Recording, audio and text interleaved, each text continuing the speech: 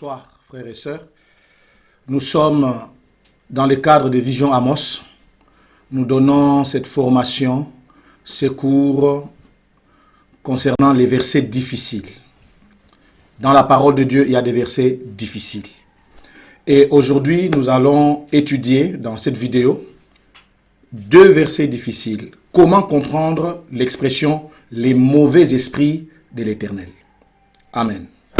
Je voudrais, frères et sœurs, lire pour vous dans la version Louis II.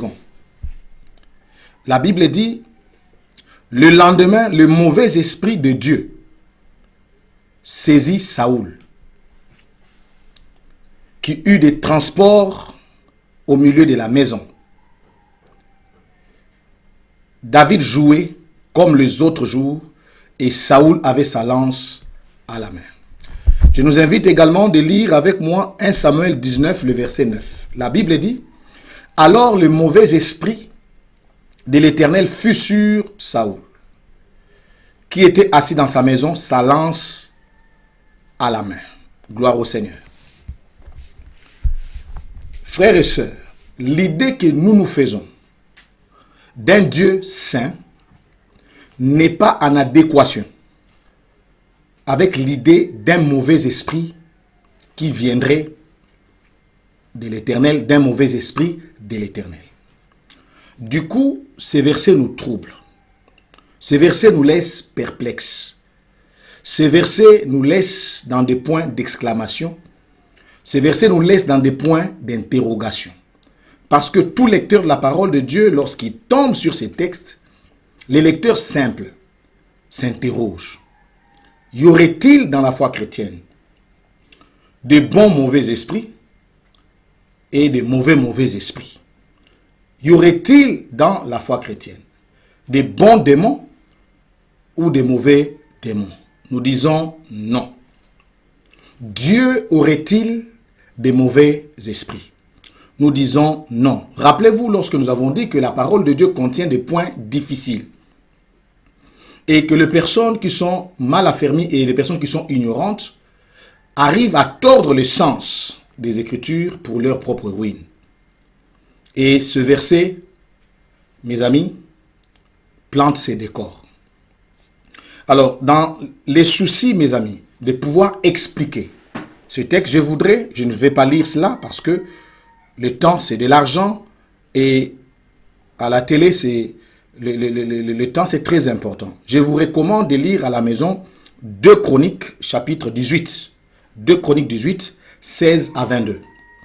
2 Chroniques 18, 16 à 22. Et puis Job 1, 6 à 12, qu'on va lire ensemble avec Job 2, 1 à 7. Je voudrais que nous commencions d'abord par 2 Chroniques 18, 16 à 22. De quoi est-il question?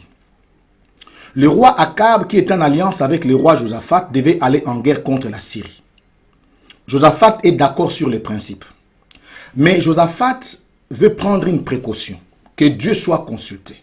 Parce que malgré tout, Josaphat est un croyant, alors qu'Akab est un roi impie. Akab ne refuse pas. Il va faire venir ses prophètes à lui pour que Dieu soit consulté. Et ces prophètes vont prophétiser du bien au roi. La question c'est quoi? Est-ce que les prophètes qui prophétisaient du bien au roi étaient des prophètes de Dieu? C'est la question que nous devons nous poser. Lorsque vous lisez, frères et sœurs, dans la parole de Dieu, ils étaient au nombre de 400, selon 2 Chroniques 18, verset 5. Ils étaient au nombre de 400. Et quand vous prenez 1 roi 18, 19, la Bible dit que ces 400 prophètes de Baal mangeaient à la table de Jézabel. Ils mangeaient à la table de Jézabel. Donc, en d'autres termes, Jézabel était leur sponsor et leur mentor. Eh bien, ces prophètes vont prophétiser du bien au roi, lui disant d'aller faire cette guerre parce que Dieu est avec lui. Mais au même moment que Jézabel est le sponsor et le mentor de ces 400 prophètes, des Baal bien entendu, 1 roi 18, 4 nous informe que Jézabel faisait la guerre aux prophètes de Dieu, aux serviteurs de l'Éternel. L'observation minutieuse de tous ces éléments nous permet de penser que l'esprit qui devait séduire les prophètes était un esprit démoniaque. Je veux m'expliquer. Parce que lorsque les 400 prophètes ont prophétisé du bien au roi, Josaphat a dit à Akab, n'y a-t-il pas ici un autre prophète par qui nous puissions consulter l'Éternel? Eh bien, Michée était appelé au palais présidentiel de l'époque pour qu'il puisse, lui aussi comme les autres, dire le message de Dieu. Un eunuque du roi va dire à Michée, parle comme tout le monde. Mais j'aime ce que Michée va dire. J'annoncerai ce que dira mon Dieu. Et Michée va délivrer le message. Et c'était quoi le message? Il voyait tout Israël comme des brebis égarées, comme des brebis errantes, sans maître, sans berger. Et un esprit, Dieu va dire au trône, qui séduira pour moi Akab? Un esprit va dire, moi j'y parviendrai, je le séduirai. Et Dieu va dire, vas-y, tu en viendras à bout. Et donc, Michée va dire au roi, il ne faut pas aller dans cette guerre parce que Dieu n'est pas avec vous. Frères et sœurs, je reprends ce que je disais. L'observation minutieuse de tous ces éléments nous permet de penser que l'esprit qui devait séduire les prophètes d'Akab, était un mauvais esprit. Cet esprit était un mauvais esprit, un esprit démoniaque. Mais la question, comment ça se fait qu'un mauvais esprit puisse se joindre à l'armée des cieux, comme dit ce texte? Avant de répondre à cette question, analysons encore Job 1, 6 à 12, Job 2, 1 à 7. Satan s'est joint au Fils de Dieu, c'est-à-dire aux anges, pour obtenir, mes amis, la permission d'attaquer Job, parce que pour Satan, Job craint l'Éternel à cause des bénédictions. Et il va se joindre au Fils de Dieu. Chose étonnante par rapport à l'idée que nous nous faisons de Dieu et de sa présence. Et tout lecteur mal affermi est choqué lorsqu'il lit ce genre de texte. Et Satan va se joindre au Fils de Dieu non pas une fois, mais par 2 fois. Il va se joindre à eux. S'il y a eu 2 fois, il peut y avoir 3 fois, il peut y avoir 4 fois. Et qui sait si jusqu'aujourd'hui, de temps à autre, il ne se joindrait pas au Fils de Dieu. C'est ce que quelqu'un peut être tenté, n'est-ce pas, d'en venir à une telle conclusion. Alors, nous précisons, frères et sœurs, que les prophètes qui prophétisaient pour Akab n'étaient pas des prophètes de l'Éternel.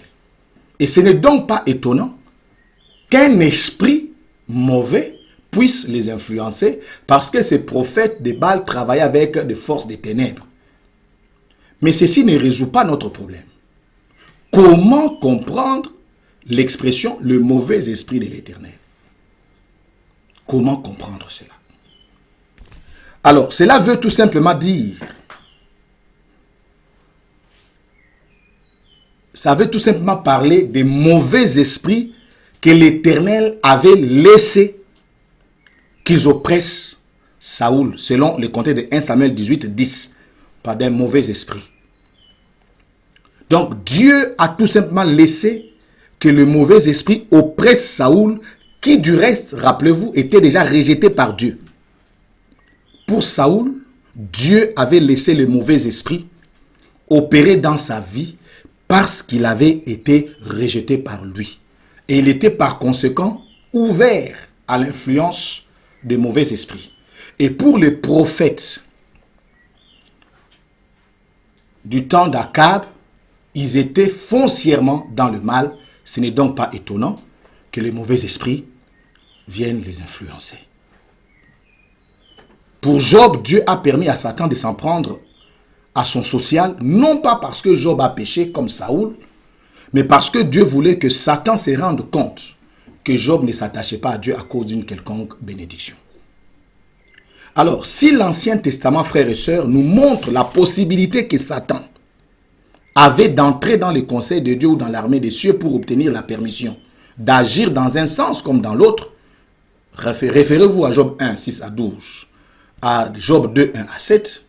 Si l'Ancien Testament pouvait encore nous montrer que Satan avait la possibilité de se joindre à l'armée de cieux pour accuser les croyants auprès de Dieu. Rappelez-vous de Zacharie 3, 1 à 4.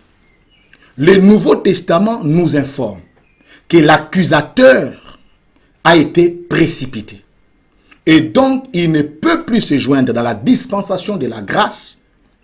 Il ne peut plus se joindre à l'armée des cieux pour obtenir la permission d'agir dans une direction ou dans une autre contre l'enfant de Dieu. Et Satan ne peut plus se joindre dans l'armée des cieux, frères et sœurs, pour accuser. Je me fonde d'Apocalypse 12, 10 qui dit ceci.